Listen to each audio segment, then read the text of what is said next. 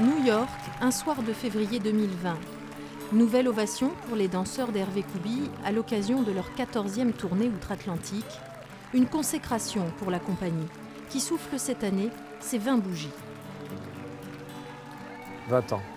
C'est long et c'est court en même temps. J'ai surtout l'impression d'avoir traversé plusieurs vies. Plusieurs vies parce que j'ai croisé plusieurs équipes aussi. J'ai eu beaucoup de collaborations avec des musiciens, avec des techniciens, avec des administratifs, avec des théâtres et aussi et surtout avec des danseurs. Autour du chorégraphe, année après année, des dizaines de danseurs se sont révélés à eux-mêmes, épanouis, accomplis grâce au cheminement personnel d'un homme en quête d'histoire, de traces et de liens. L'aventure a commencé par une rencontre, celle d'Hervé et de Guillaume, qu'une arabesque a réunis. Je me souviens, on était à Marseille et j'étais assis par terre, je ne sais plus ce que trop je faisais, en tailleur. Et Hervé me dit « Ah mais t'as l'air hyper souple, tiens, est-ce que tu pourrais faire une arabesque ?» Donc je me souviens encore, je dis « C'est quoi une arabesque ?» J'ai aucune idée de ce que c'était. Et en fait, il m'a dit « Voilà, tu mets la jambe derrière, tu lèves les bras. » Et puis, selon lui, j'avais l'arabesque parfaitement placée à 90 degrés. Donc il m'a dit « Non mais il faut que tu fasses de la danse. » Juste à côté, à Aix-en-Provence, évoluait le prestigieux ballet Prège-Locage, le même qui fourmillait de danseurs et de créations et qui parcourait le monde. De quoi inspirer nos deux compères qui rapidement prendront goût au voyage jusqu'à organiser leur propre tournée avec leurs propres danseurs. Moi, je suis super content quand je prends des billets d'avion pour nos danseurs, tu vois, de leur dire « Ah tiens, c'est chouette pour eux, ils vont faire le tour du monde aussi. » Ensemble, Hervé et Guillaume ont donc trouvé ce qui les faisait vibrer. Ils aiment faire danser. Alors ils fédèrent, ils rassemblent, ici des amateurs, là des professionnels, autour de la danse, mais aussi des musiques traditionnelles et du lien qui unit et ancre les femmes et les hommes sur un territoire. Un parti pris contraignant qu'ils n'ont pourtant jamais abandonné durant ces 20 années, quitte à se jouer des formes plus classiques d'organisation.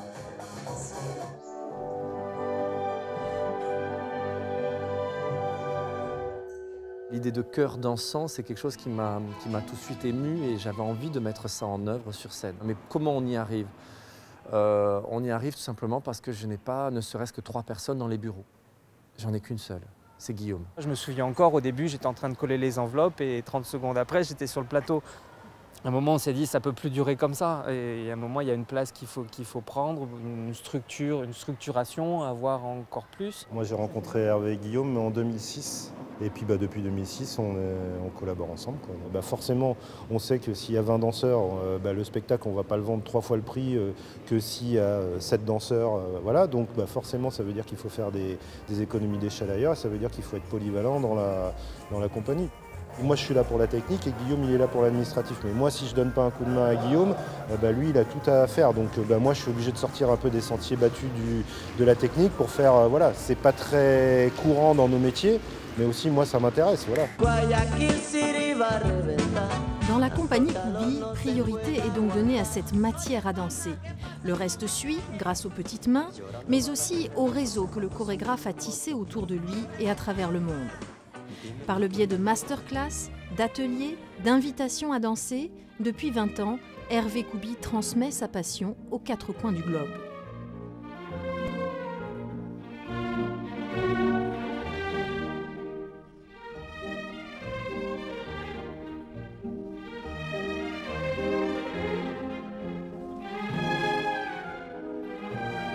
Mais il va aussi y chercher de nouveaux profils de danseurs. Il se nourrit de ces rencontres, réfléchit avec eux à d'autres manières de mettre en place le mouvement dansé et parfois, tel un joueur de flûte, les entraîne dans l'aventure. Oui, ouais, voilà, je suis un joueur de flûte quelque part et je pense que je suis tellement amoureux, tellement enthousiaste que j'arrive à aller voir mes futurs collaborateurs et arriver à les emmener dans mon histoire pendant un petit moment. Cette capacité à rassembler, Hervé Kouby la doit certainement à l'empathie et à la confiance qu'il accorde à l'autre. Il s'oppose au prêt à danser et valorise le corps sensible, la fragilité, ces petits déséquilibres qui font du danseur un être unique, porteur d'une histoire singulière qu'il est important d'entendre. Il n'est pas question pour moi que le danseur soit un simple exécutant,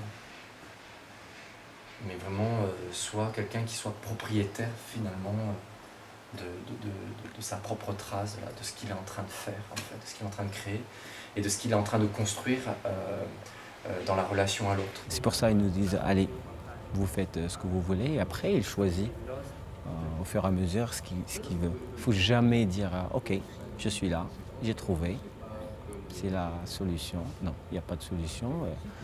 On apprend à chaque fois, chaque jour. Il faut être ouvert. Danse du passé, danse traditionnelle, danse d'Afrique puis danse urbaine, le chorégraphe ne cesse de questionner l'histoire de sa discipline en même temps que celle des hommes. Mais en 2009, un événement poussera la compagnie à prendre une nouvelle direction. Né à Cannes de parents qu'il croyait français, Hervé Koubi découvre cette année-là sa propre histoire, celle de sa famille qui 2 générations avant lui ne parlait pas sa langue. Presque par hasard, il apprend ses origines algériennes, le récit de son père, puis le voyage qu'il effectuera sur les traces de ses ancêtres, mettront enfin des mots et des images sur cette quête de sens et de soi qui l'animait depuis tant d'années. En fait, je ne suis jamais allé en Algérie. Les seules images que j'en ai, ce sont celles qui me sont racontées par mon père et elles sont superbes. Ça parle de paysages, ça parle de thé, ça parle de l'architecture, ça parle du désert, ça parle du bord de mer. Ça parle de ces grandes vagues qui s'échouent sur ces plages sublimes. Ça parle de 2 communautés juifs et arabes, qui se côtoyaient. Et puis ça m'a enseigné en fait tout ça, ça m'a enseigné en fait une sorte d'amour quelque part de l'autre. Cette année pleine, lune rose, triangle des Bermudes. J'ai rimé latitude, solitude et incertitude.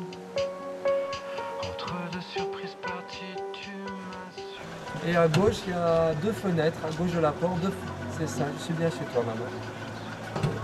Oui, c'est ça, maman, c'est ça. C'est ça, maman, c'est ça, je suis bien là. Je fais un vol.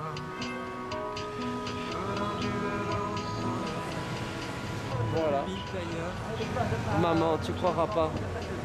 Tu croiras pas, maman. C'est encore marqué Koubi. On voit, c'est tout effacé, c'est marqué Koubi. Oui. Et tu le vois à peine. Ah oui, B-Y. Voilà. Tailleur militaire. Alors c'est Madame Juliette Koubi, épouse Juliette Sixic avec Léon Koubi sur le même tombeau. Avant même qu'on arrive à Orange, je disais j'ai des points en commun avec mon grand-père que je n'ai pas connu. Et pareil, je ressemble beaucoup. Pareil, je travaille de la même façon que lui, que j'ai peut-être... on me dit généreux comme mon grand-père, travailleur comme mon grand-père. Je porte son nom, en plus. Ça m'a bousculé, quoi. Ça m'a bousculé. Voilà, encore les lettres, presque comme un fantôme de mon nom de famille, 60 ans après, quoi. Pas touché. Oui, pas touché, encore là. Avec un nom encore qui dit quelque chose aux gens qui sont là, alors qu'il n'y a plus un seul Koubi en Oran. Le projet que je vais faire avec ces danseurs algériens, à défaut d'avoir une vérité par rapport à toutes ces zones que j'ai pas, de questionnement, j'ai une seule vérité, celle que je peux construire à l'avenir en fait. Alors, ce que je dois à ces questions, ce que le jour doit à la nuit, voilà, c'est ça. Ce sera cette création que je vais mener avec ces danseurs. Ils sont absolument magnifiques, quoi. Ils sont incroyables. De l'autre côté de la Méditerranée, comme un voyage initiatique, Hervé Koubi reviendra donc sur son passé méconnu. Mais il va également trouver là-bas une matière à créer et à se projeter. Et pour la compagnie, la rencontre du chorégraphe avec les danseurs de rue d'Algérie sera prépondérante.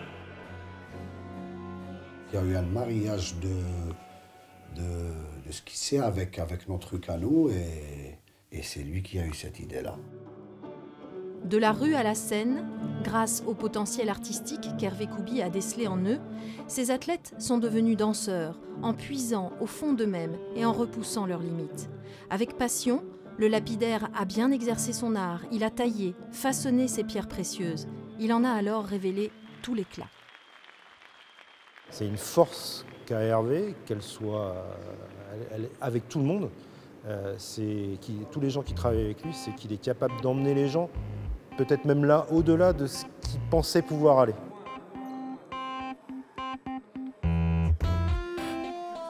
Moi, au début, je donnais à fond, machin. Et je pensais que, ah oui, là, c'est le maximum. Mais c'était pas le maximum. Et Hervé, il m'a aidé de vraiment aller vraiment jusqu'au bout. Maintenant, je comprends pourquoi elle est exigeante. Dans leur porté majestueux, les danseurs de la compagnie Koubi portent leur histoire, leur culture, leur force. Leurs sauts traduisent l'audace, la prise de risque, le questionnement. Leur contact charnel révèle leur sensibilité et la sincérité du propos. Une composition originale, concentrée et singulier d'universalité qui questionne les codes traditionnels de la danse et fait bouger les lignes d'ici et d'ailleurs. Hervé, il a vraiment trouvé le truc et je ne l'ai pas vu avant. J'ai vu beaucoup de spectacles, il y a plein de compagnies qui font OK hip-hop, ça tourne aussi sur les mains, ils sont aussi de super techniciens, mais c'est toujours, il y a le côté coupé au couteau. Genre cette partie hip-hop, partie danse contemporaine, partie, je sais pas, dramatique, texte. Et OK, c'est bien fait, mais moi, personnellement, ça m'ennuie. Mais avec Hervé, c'est un bordel. Des fois, ça paraît un peu en bâcle, mais en fait, on ne bâcle pas. C'est réel. Ce que je vois devant moi, mon ressenti, ce qu'on voit, c'est réel. C'est quand même incroyable quand on part de sa propre histoire très personnelle et qu'on arrive à être compris jusqu'à l'autre bout du monde, au-delà des barrières de langue. En Amérique, au Mexique, en Australie, en Russie, en Allemagne, en Palestine ou en Israël ou en Algérie. C'est de pouvoir être compris, que ce sensible que j'essaye de faire résonner, que j'essaye de partager avec le public, oui, puisse passer quelque part. Le propos est intime, sincère, universel. Il séduit le public parce que tout simplement humain. Pourtant, de prime abord, le travail du chorégraphe ne semble pas toujours convaincre le milieu professionnel, peut-être parce qu'il est inclassable. Mais le joueur de flûte ne courbe pas l'échine, seul, il emmène ses danseurs, construisant minutieusement avec eux une case à leur image. Allonge ta jambe et ça va aider à tonifier de toute façon, ça va t'aider à être plus tonique. D'accord ? Se dire on va pas s'arrêter, on va pas se créer des faux problèmes, on va pas se créer des faux obstacles. Au contraire, on a envie d'aller là. Qu'est-ce qu'il faut faire pour y aller? Ce qu'il faut faire, c'est évidemment consolider les piliers. Guillaume Gabriel, bien sûr, grâce auquel la compagnie tient sur ses deux jambes, mais aussi Lionel Busoni, empêcheur de tourner en rond. Et puis Faisal Amlat, de la toute première équipe de danseurs algériens et aujourd'hui assistant et frère de chœur du chorégraphe. La présence de Faisal n'est pas anodine. C'est-à-dire que depuis 2-3 ans, il est cette personne-là, bon, qui ne m'enlèvera pas le doute, ça c'est sûr, mais qui me donne quelque part un peu plus de force à plein d'égards et qui me dit de foncer en fait. Il y a beaucoup de grains de sable qui sont mis sur la route de la compagnie, mais en même temps c'est peut-être un mal pour un bien parce que finalement l'exigence qu'on a tous au sein de la compagnie, elle est peut-être née de ça aussi, c'est-à-dire de dire bon bah de toute façon on va le faire parce qu'on va clouer le bec à certains et parce qu'on va avancer. Et pour avancer, c'est aussi en backstage qu'il lui faut trouver l'équilibre entre deniers publics et fonds propres. Depuis ses débuts, la compagnie est soutenue par ses deux villes d'attache, Cannes et Brive, deux territoires dont l'engagement est une amorce vitale et indispensable à son développement. Elle continue néanmoins de s'autofinancer à plus de 80% et fait vivre une trentaine d'artistes et de techniciens. Alors après 20 ans d'existence bohème, la petite équipe se poserait bien quelque part, dans un lieu pérenne où elle pourrait librement répéter et travailler sur de nouveaux projets.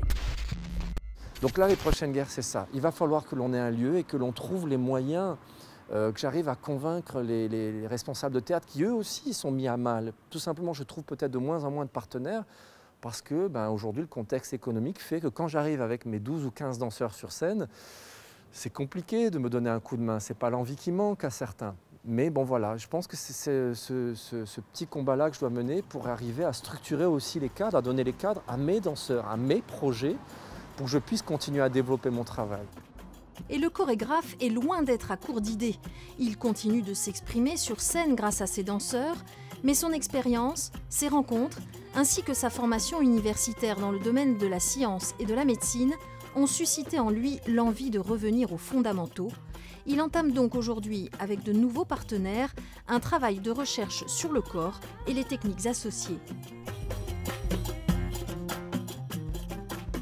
Je pense que nous, la pérennité, on va la travailler sur cette recherche plus fondamentale en fait, sur le mouvement, sur l'approche chorégraphique. C'est pour ça que justement on s'associe à d'autres praticiens en termes d'ostéopathie, de kinésiologie, de Feldenkrais.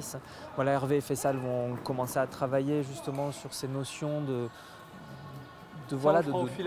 tours pour eux ou de techniques plus fondamentales, et que quelque part les pièces soient prétexte à un terrain d'expérience pour justement travailler un peu plus sur le geste, sur le mouvement, puisque a priori on n'est dans aucune case, donc on va créer une nouvelle case.